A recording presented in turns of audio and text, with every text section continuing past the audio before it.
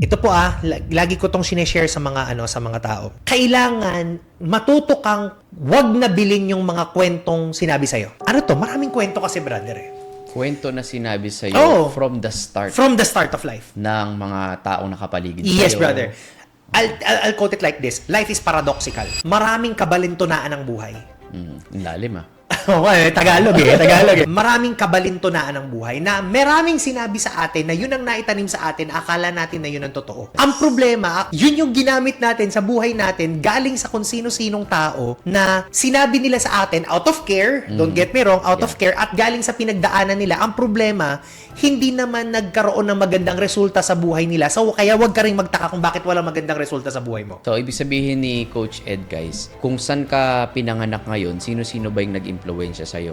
Number 1, parents mo, mga kapatid mo, mga kaibigan mo, eskwelahan mo, teachers mo, yung mga tropa mo dyan sa buong village. Kumbaga, doon ang galing kung ano yung pinapaniwalaan mo.